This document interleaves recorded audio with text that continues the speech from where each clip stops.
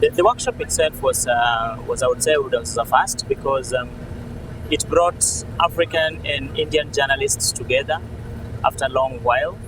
And so basically that kind of interaction, that kind of providing a forum where we can network, where we can exchange ideas, share experiences, that was a good thing to do. The workshop itself was also good in the sense that,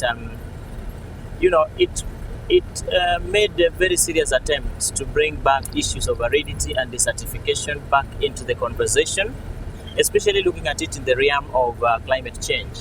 And so basically I think the journalists have to try to ensure that they entrench issues of desertification and aridity back into the conversation.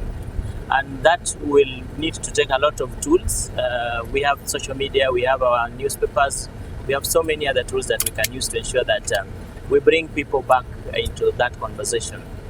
The field trip itself, yes, good work being done by the community down there.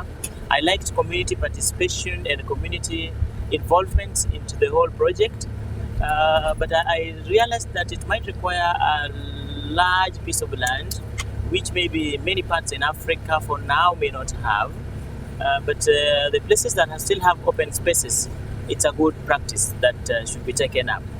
I think that water continues to be a big issue in terms of its conservation, in terms of its management, in terms of its harvesting. But again, one thing that we really need a lot of lobbying is the issue of putting in a budget.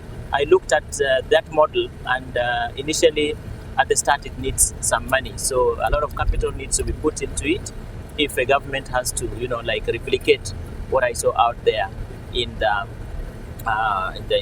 field.